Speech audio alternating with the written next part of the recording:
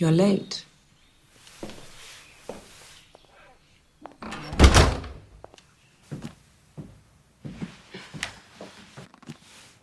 Did I say you could sit? You can start by cleaning the study.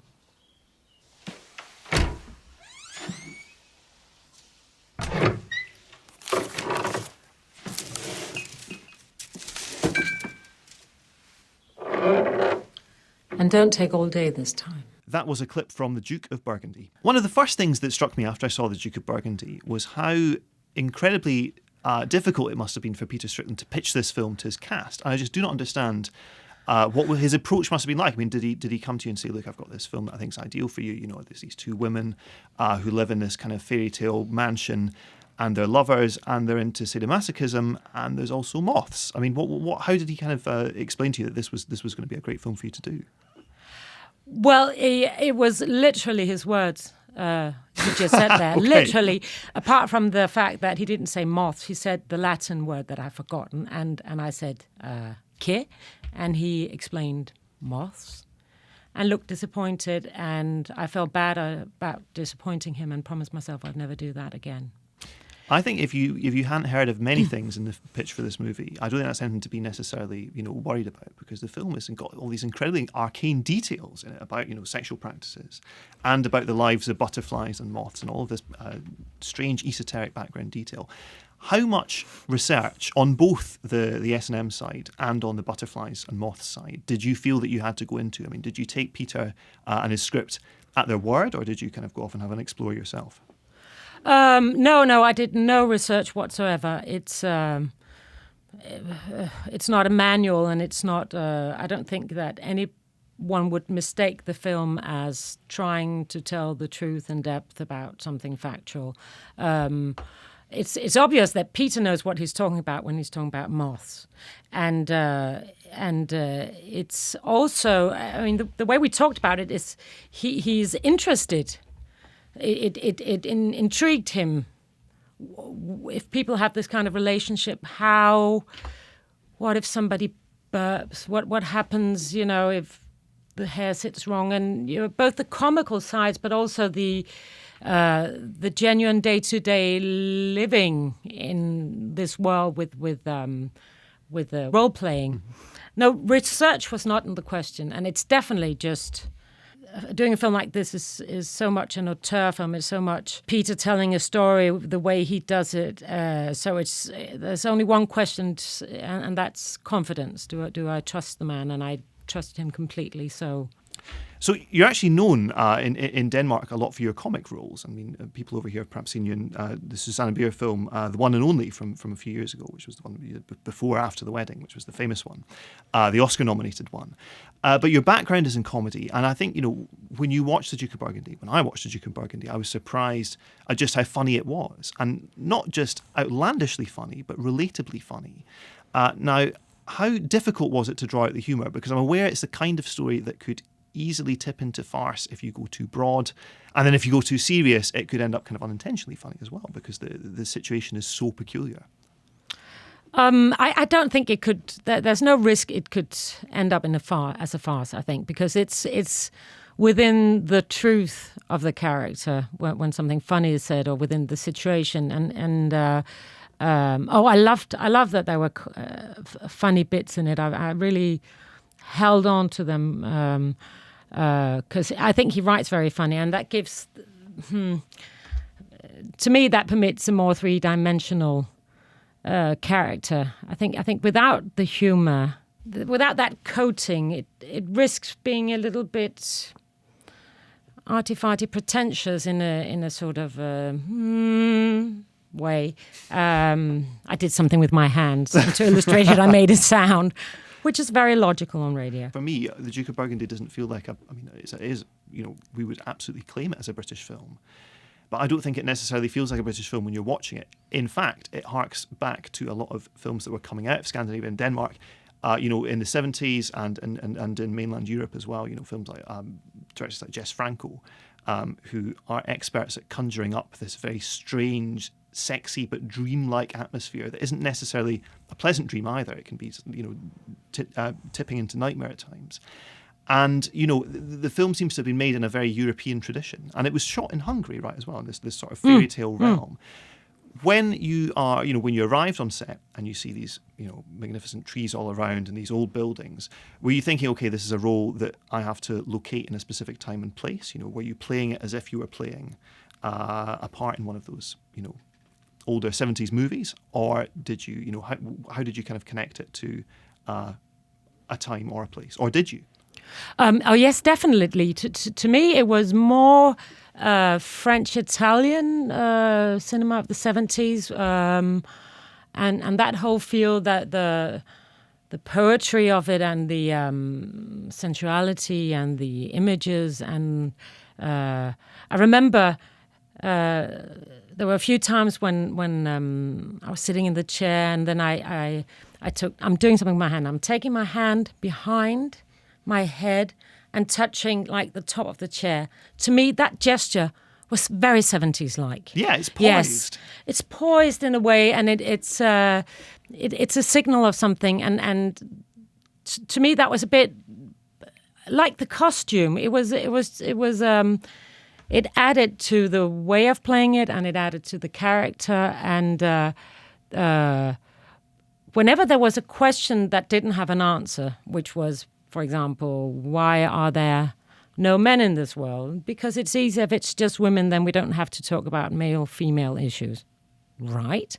Why do they don't not work? Because it's not really part of the story. Whenever there were these openings, they really contributed a lot to the world we were in, and to the style, I think.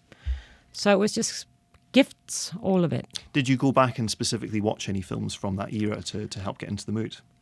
Yes, I saw La Biche by Chabrol with Stéphanie Audran, and it was. It's a similar kind of relationship in a way, but it was. That's also a very visual, very styled. Do you say that in English? Yeah, stylized. Yeah, I think. Stylized film. Yeah. But a lot of those films are. I mean, there's another film that it reminded me of. There's another French movie from the 70s, a film called The Beast by a director called Valerian Borovitz. Mm-hmm. And again, it's about this young ingenue arriving at a strange old house in the countryside. And what happens there is, I mean, it's so kind of weird and depraved. It's not even really the kind of film you can recommend to people because it's so odd. But, there is this kind of, again, like the Duke of Burgundy, this sort of dreamlike atmosphere that's whipped up around these images. And at the end of it, you kind of, even when you're thinking back on the film, you're thinking, did I actually ever see that? Or was it something I imagined? There's this fantastic sequence towards the end of the movie where the film kind of goes off in this David Lynch-style dream sequence. And there are a lot of moths, overlapping moth wings involved, right. And there are lights in the forest and moths fluttering off through the forest. And you end up following Chiara Dana's character out into the forest. When you're playing a scene like that, it's just totally kind of sensual and removed from the narrative. Did you kind of find yourself performing it in a specific way, with reference to any other film that you'd seen, or how did you kind of approach that? Well, that was an example of a scene where. First, I tried to understand it and asked Peter, whose dream is it? Because it sort of begins with being her dream, and then it becomes mine. And he went, oh, yeah, that's interesting. And let's think a little bit about that. And I found out that just go with it. I think, I chose that it was seen from the outside. So I chose that it was her dream because I couldn't figure out what was going on inside my character. And sometimes I did that.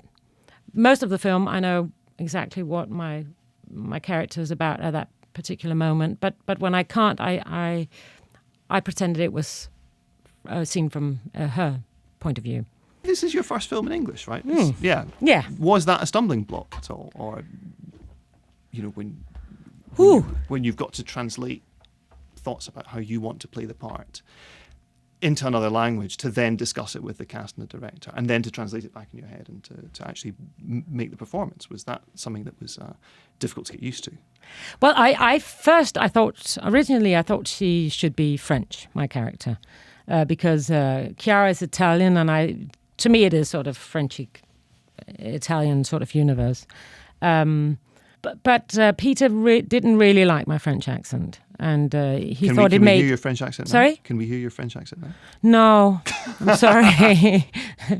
It's very expensive, and I have not seen any money whatsoever yet. No, it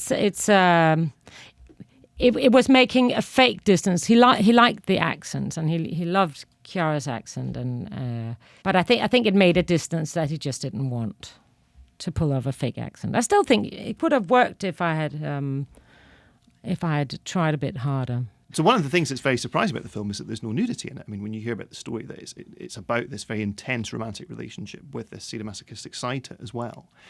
You can you have in your head a picture of what kind of film it's going to be, but the film very kind of nimbly and deliberately picks its way around showing any nudity, and instead it's more about the costumes and the ritual of it. Now, when it came to the costumes, some of them, I mean, your character says at one point, these are the kind of clothes that you did an instruction manual to get into. Is this one of these situations where you hear about actors turning up like 3 hours before they're actually due on set, just in order to be cantilevered and crammed into these incredibly elaborate outfits? No, but it was definitely the longest costume fitting. It went on for 2 days, hours and hours and hours, to find the right thing. And Andrea Flash, who is fantastic, just a Her delicious... name is too good to be true. You can't have a lingerie designer called Andrea Flash, and yet there she is.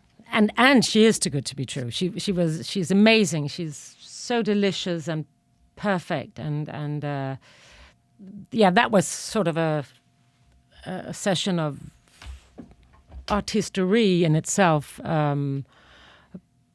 But I need to feel comfortable in my costume, and I need it to work for me the way I need it. For example, I wanted to be able to feel the costume all the time. So it couldn't be, these light, see-through, wavery things, because then I couldn't feel my costume. And I think we ended up with something that worked for everybody, and which contributed enormously to the character course. as And well. then there's that wonderful scene. Again, I'll speak about it relatively vaguely, so as not to give the story away. But there's this scene where you kind of wander in comfortable pajamas, and your whole demeanour is totally transformed just purely by dint of the outfit you're wearing at the time. I mean, was the pajama scene come as sweet relief halfway through filming that you kind of finally just wear something that was easy? I love those pajamas, and I love the idea, and I love that very earthly. I've got a sore back to play on that. I think I can say that without giving too much away. To me, it also added to the humor and to the dimensions of the story. Listen, Sidse, thank you very much for coming in today. Thank you for having me.